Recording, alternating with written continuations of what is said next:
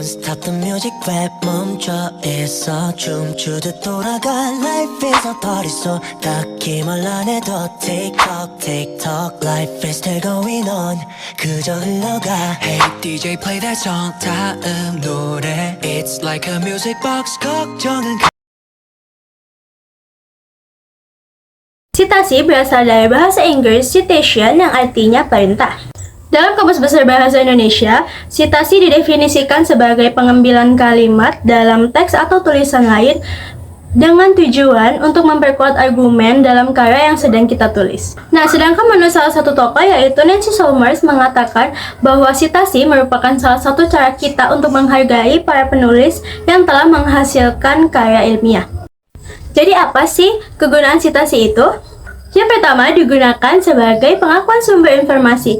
Maksudnya citasi ini digunakan sebagai salah satu apresiasi bagi sesama penulis dan juga mengakui hasil dari penelitian mereka. Yang kedua adalah untuk menghindari plagiarisme. Nah, ingat ya teman-teman, plagiarisme ini benar-benar harus kita hindari dan kita harus berhati-hati akan plagiarisme ini. Maka dengan adanya citasi, itu digunakan untuk mencegah hal tersebut. Nah, yang ketiga itu untuk memperkuat argumen. Seperti yang teman-teman tahu bahwa sebuah karya tulis itu harus didukung dengan data dan fakta. Oleh karena itu, sumber yang kita dapatkan juga harus bisa dipercaya. Nah, yang terakhir ada menunjukkan kualitas penelitian. Perlu teman-teman ketahui bahwa penelitian yang baik adalah penelitian yang menggunakan data terkini dan terbaru. Nah, citasi ini bisa dibagi menjadi beberapa jenis berdasarkan dengan gaya penulisannya. Setiap gaya dari citasi itu memiliki karakteristik unik yang berasal dari berbagai sumber seperti buku, jurnal, media massa, arsip, dan lain sebagainya.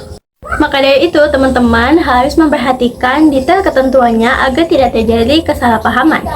Nah, berikut ini merupakan 3 jenis contoh gaya jenis-jenis citasi. Citasi yang pertama itu ada APA atau American Psychological Association. Nah, citasi ini berasal dari tahun 1929, yang mana ketika sekelompok psikolog, antropolog, dan manajer bisnis sedang berkumpul dan berusaha menetapkan serangkaian prosedur yang sederhana. Nah, biasanya citasi ini digunakan dalam bidang ilmu sosial dan juga disiplin ilmu lainnya. Nah, teman-teman bisa lihat contoh dari penulisan citasi APA itu di bawah ya. Yang kedua ada citasi MLA atau Modern Language Association. Sebuah organisasi di Amerika pertama kali menerbitkan MLA Manual Style ini di tahun 1985. Sejak saat itu, banyak dari sekolah, akademi, dan universitas yang mengadopsi gaya penulisan citasi ini di seluruh dunia. Nah, citasi MLA ini paling banyak digunakan dalam bidang seni dan juga humaniora, khususnya dalam bidang bahasa Inggris, studi literatur, serta literatur komparatif dan kritik sastra dalam bahasa asing. Adapun contoh gaya penulisan untuk citasi MLA itu bisa teman-teman lihat di bawah ini ya. Terakhir ada penulisan gaya Chicago. Gaya Chicago adalah citasi yang diterbitkan oleh Chicago University Press pada tahun 1906. Citasi ini menggabungkan antara tata bahasa dan tanda baca dalam bahasa Inggris Amerika. Biasanya gaya Chicago ini menyajikan 2 citasi dasar yang penyajiannya tergantung pada mata pelajaran dan sifat sumber yang dikutip. Baik, selanjutnya adalah kutipan. Kutipan adalah salinan kalimat, paragraf, atau pendapat dari seorang pengarang atau seorang ahli, baik yang ada di dalam buku, jurnal, media elektronik, maupun media cetak. Nah, sedangkan menurut Kamus Besar Bahasa Indonesia, mengutip adalah mengambil perkataan atau kalimat dari buku maupun sejenisnya. Nah, mengutip itu berbeda dengan plagiat. Nah, secara umum, kutipan terdapat menjadi 2 jenis, yaitu kutipan secara langsung dan kutipan secara tidak langsung. Nah, yang pertama itu ada kutipan langsung.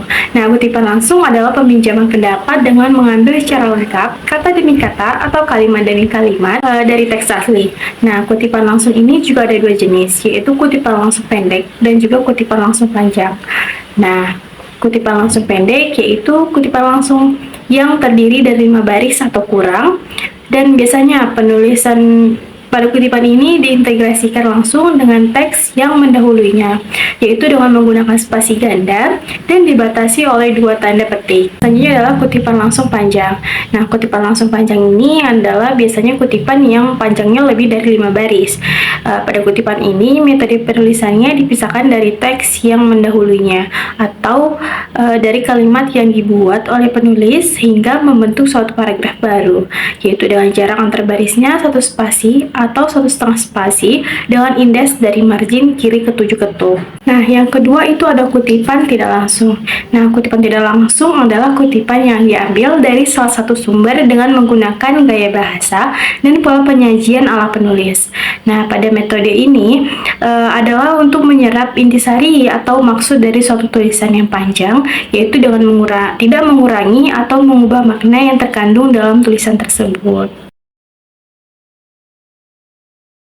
Nah, selanjutnya adalah catatan kaki atau footnote. Nah, catatan kaki adalah salah satu dari 3 teknik penulisan yang biasanya dipakai untuk menandai sumber data. Nah, di samping catatan kaki, terdapat 2 teknik penulisan lainnya, yaitu catatan akhir atau endnote dan catatan tengah, middle note atau endnote. Nah, dibandingkan dengan catatan akhir, catatan kaki lebih praktis karena pembaca bisa langsung mengetahui identitas sumber rujukan yang disebutkan dalam suatu halaman yang sama dengan kutipan. Hey DJ play that song 다음 노래 It's like a music box 걱정. Nah, selanjutnya adalah daftar pustaka. Daftar pustaka merupakan kumpulan referensi yang digunakan dalam sebuah karya tulis. Nah, daftar pustaka ini berfungsi sebagai rujukan yang mendukung publikasi ilmiah dan dapat berasal dari berbagai sumber, seperti buku, majalah, artikel, berita, dan lainnya. Nah, jadi kita masuk ke definisi teks ulasan buku. Teks ulasan ini merupakan jenis tulisan yang bertujuan untuk memberikan evaluasi, pendapat, atau analisis dari sebuah karya seni, produk, atau layanan. Dalam istilah sehari-hari, teks ulasan ini seringkali disebut sebagai resensi atau lebih umum dikenal sebagai review atau penilaian. Inti dari teks ulasan ini adalah memberikan penilaian yang mendalam terhadap sebuah karya atau hal tertentu. Menurut Kamus Besar Bahasa Indonesia tahun 2008, ulasan buku adalah pertimbangan mutu buku yang dalam pembicaraannya lebih ditekankan pada penilaian ilmiah dengan mengemukakan argumentasi yang cendekia. Masuk ke struktur teks ulasan. Jadi ada 5 struktur. Yang pertama, identitas karya. Bagian ini berisikan informasi penting mengenai karya yang akan diulas seperti judul, penulis, tahun terbit, nama penerbit, serta detail lainnya. Hal ini bertujuan agar pembaca dapat mengenal dan memahami karya yang akan dibahas. Yang kedua itu ada orientasi. Bagian orientasi ini biasanya terletak pada paragraf pertama teks ulasan, di mana penulis menjelaskan bahwa karya yang akan dibahas telah menarik perhatian luas dari berbagai kalangan. Yang ketiga itu ada sinopsis. Sinopsis ini adalah sebuah gambaran atau ringkasan mengenai cerita atau konten yang sedang dibahas. Bagian yang keempat ada analisis. Bagian analisis ini merupakan inti dari ulasan, di mana terdapat penelaahan mendalam terhadap berbagai elemen karya seni, seperti karakter, plot, tema, gaya penulisan, unsur, dan latar. Di sini kamu juga dapat menyoroti aspek menarik dari karya tersebut. Yang kelima ada evaluasi, yang mencakup analisis terhadap kelebihan dan kekurangan dari suatu karya yang kamu bahas, serta memberikan kesimpulan mengenai nilai atau kualitas dari keseluruhannya. Lanjut dari ciri-ciri teks ulasan. Ada 5 ciri-ciri. Yang pertama itu ada isi mencakup poin-poin positif dan negatif dari karya yang dibahas. Yang kedua, struktur teks meliputi pengenalan, interpretasi, penilaian, dan ringkasan. Yang ketiga, menyertakan sudut pandang penulis terhadap konten karya yang akan dibahas. Yang keempat, opini yang disampaikan didukung oleh fakta yang dijelaskan. Yang kelima, informasi dalam ulasan bersumber dari pandangan penulis terhadap produk atau karya yang akan dibahas. Nah, selanjutnya kita masuk ke dalam kaidah kebahasaan teks ulasannya. Jadi ada 4 macam. Yang pertama itu ada konjungsi penerang.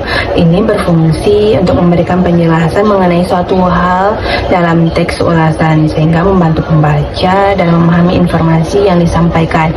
Beberapa contohnya yaitu bahwa, yakni, dan yaitu. Contohnya, buku ini memiliki alur yang cukup unik, yaitu alur mundur, menarik bagi pembaca yang menyukai narasi yang tidak biasa. Yang kedua itu ada konjungsi temporal. Nah, digunakan untuk menyusun urutan waktu atau kronologis informasi atau peristiwa yang dibahas dalam teks ulasan. Ini membantu pembaca mengikuti alur dengan baik. Beberapa konjungsi temporal adalah sejak, semenjak, kemudian, dan akhirnya. Yang ketiga, konjungsi penyebaban. Konjungsi penyebab digunakan untuk menyampaikan hubungan sebab akibat antara dua peristiwa dalam teks ulasan yang membantu membaca memahami alasan dibalik sebuah peristiwa. Konjungsi penyebaban adalah sebab dan karena. Contohnya, novel ini berhasil mendapatkan pujian dari para kritikus karena penggunaan bahasa yang indah dan penggambaran karakter yang mendalam. Yang keempat, ada ungkapan saran atau rekomendasi. Pada akhir teks, penulisan memberikan pandangan dan arahan kepada pembaca tentang langkah yang seharusnya diambil. Konjungsi ini digunakan adalah jangan, harus, hendaknya, dan sebagainya. Sebagai contoh, jika kamu mencari drama yang penuh kejutan, ketegangan, dan intrik, maka kamu harus nonton film ini. Yang kedua, yaitu menganalisis aspek penelitian, formulasi bahasa, dan manfaat teks ulasan buku. Yang pertama, kita membahas tentang aspek penilaian teks ulasan. Aspek-aspek yang dinilai yang pertama itu kedalaman isi buku yang diulas. Dari aspek ini dapat kita nilai apakah buku ini dapat memenuhi tujuan sosialnya sebagaimana disebutkan di dalam bagian kata pengantar atau pendahuluan. Apakah buku ini dapat memenuhi kebutuhan target pembaca yang dituju? Nah, aspek yang kedua yaitu tata organisasi gagasan yang tergambar dalam penataan bab. Dari aspek tata organisasi gagasan ini dapat kita nilai apakah bab-bab pada buku ini disusun secara berimbang atau apakah terdapat kesesuaian hubungan antar bab. Nah, aspek yang ketiga yaitu gaya penulisan yang terungkap pada kualitas bahasa yang digunakan. Dari aspek gaya penulisan dapat kita nilai apakah buku ini ditulis dengan bahasa akademik dan baku atau buku ini ditulis dengan bahasa yang mudah dipahami. Aspek yang keempat yaitu keunggulan dan kelemahan buku yang diulas. Dari aspek keunggulan dan kelemahan dapat kita nilai apakah buku ini dapat memberikan sumbangan baik secara praktis maupun teoritis atau buku ini dapat mengungguli buku lain yang sejenis dengannya. Selanjutnya yaitu formulasi bahasa. Formulasi bahasa merupakan perbuatan menilai, mengevaluasi, menyatakan pandangan, sikap, dan posisi terhadap sesuatu yang dinilai. Selanjutnya yaitu manfaat teks ulasan.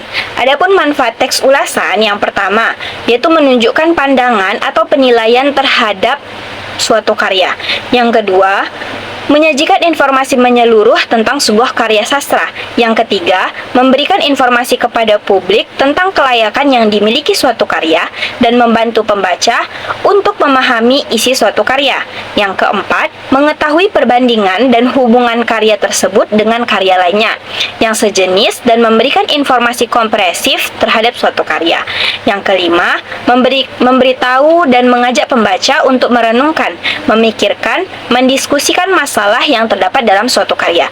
Yang keenam, memberikan pertimbangan bagi pembaca sebelum memutuskan untuk memilih, membeli, dan menikmati suatu karya. 7, yaitu melatih seseorang untuk memiliki sikap kepedulian dan kepekaan sosial yang tinggi. Yang ke-8, melatih seseorang untuk memiliki sikap dan sifat mental yang kuat. Yang ke-9, melatih seseorang dalam menilai bagus atau tidaknya suatu karya. Yang ke-10, melatih seseorang untuk bersikap jujur cendekia atau tajam pemikirannya. Yang ke-11, melatih seseorang untuk berpikir objektif. Yang ke-12, melatih kejelian seseorang. Yang ketiga yaitu merekonstruksi teks ulasan. Merekonstruksi teks ulasan adalah menuliskan kembali teks ulasan yang telah ada menggunakan bahasa kita sendiri. Nah, berikut ini hal-hal yang harus diperhatikan ketika merekonstruksi teks ulasan. Yang pertama yaitu membaca teks ulasan, di mana sebelum merekonstruksi teks ulasan yang pernah ada, kita terlebih dahulu membaca keseluruhan teks tersebut dengan komprehensif. Yang kedua, apabila belum pernah membaca buku yang diulas, dapat mencari informasi mengenai buku tersebut. Informasi dapat diperoleh dari berbagai sumber. Yang ketiga, melihat struktur teks ulasan. Setelah membaca keseluruhan teks ulasan, langkah selanjutnya adalah mengidentifikasi apakah teks ulasan tersebut sudah membuat struktur teks ulasan, di mana ada identitas, orientasi, tafsiran isi, evaluasi, dan rangkuman. Nah, yang keempat, menuliskan kembali teks ulasan berdasarkan struktur dengan bahasa sendiri tanpa mengurangi esensi dari karya yang ditulis. Langkah-langkah untuk merekonstruksi. Yang pertama, mencatat identitas karya yang akan diulas. Yang kedua, mencatat hal-hal yang penting dan menarik dari karya yang akan diulas. Yang ketiga, menelaah kelebihan dan kekurangan karya yang akan diulas. Yang keempat, merumuskan kesimpulan isi dan kesan-kesan karya secara keseluruhan. Yang kelima, membuat saran-saran untuk penikmat karya. Bye-bye!